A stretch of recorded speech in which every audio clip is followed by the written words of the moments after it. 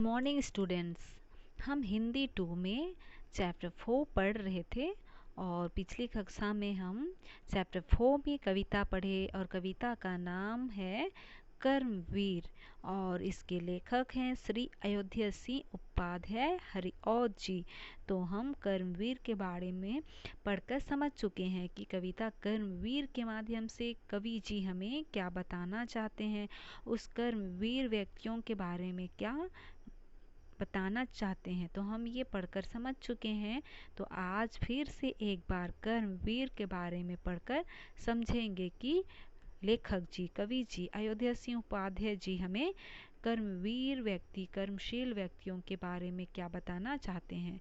वैसे तो हम समझ चुके हैं, तो फिर और एक बार हम कर्मवीर के बारे में देखकर पढ़कर समझेंगे।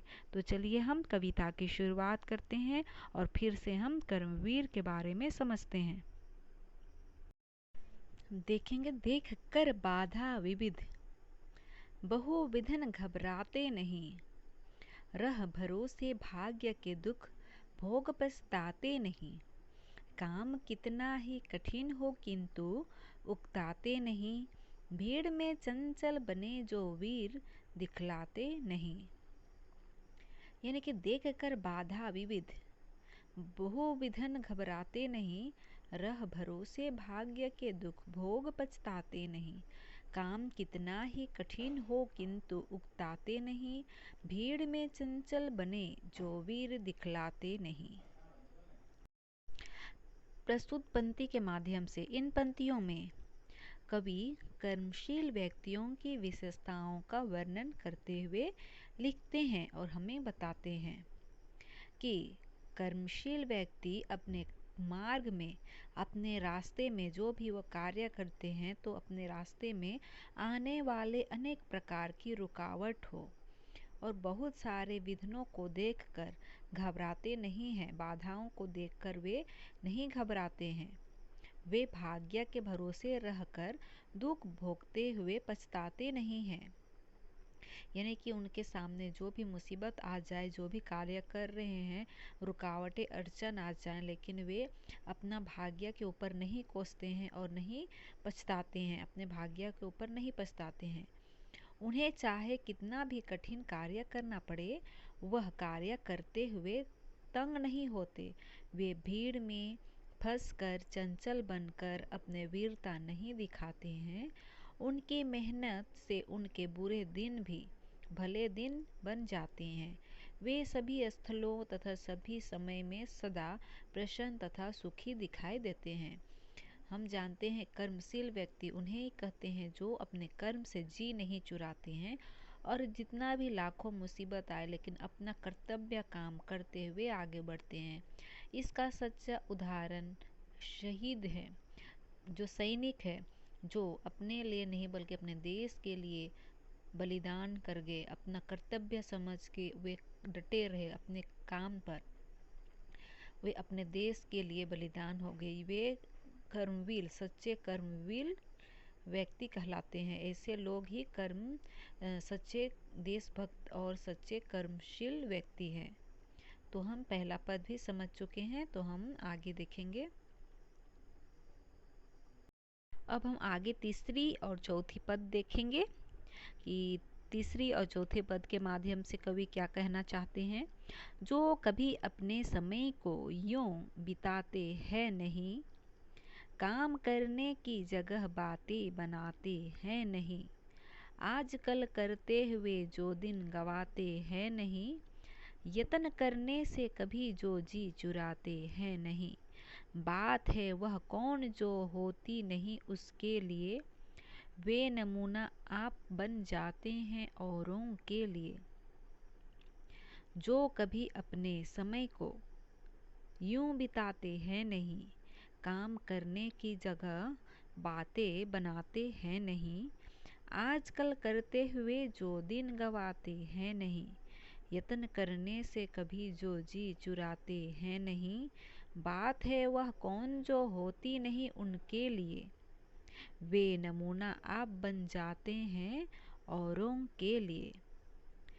तो कवि जी इस पंक्ति के माध्यम से, इस चौथी और पांचवी पंक्ति के माध्यम से यही कहना चाहते हैं। कवि कहते हैं कि कर्मशील व्यक्ति अपना समय व्यर्थ नहीं करते हैं, यूं ही अपना समय बर्बाद नहीं करते हैं। जो कर्मशील व्यक्ति रहते हैं वे जो भी काम रहता है उसको पूरा करने के लिए सोचते हैं, ठान लेते हैं कि ये काम मुझको पूरा करना ही है। ऐसे ही बैठकर बातें नहीं बनाते हैं, समय व्यर्थ नहीं बिताते हैं। वे काम करने के स्थान पर केवल बातें नहीं बनाते हैं, वे अपना दिन आजकल अथवा टाल मटोल करके बिताते नहीं हैं। वे मेहनत करने से कभी भी जी नहीं चुराते हैं, इनकार नहीं करते हैं। ऐसा कोई भी कार्य नहीं है जो वे नहीं कर सकते। वे खुद ही अपने आप ही कार्य करके दूसरों के लिए आदर्श या नमूना बन जाते हैं।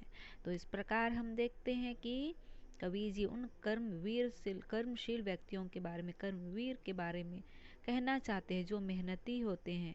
वे जी नहीं चुराते हैं, अपना जो भी समय है यूं ही नष्ट नहीं करते हैं, बल्कि जो समय रहता है उससे वे लगन के साथ में कार्य को पूरा करना चाहते हैं।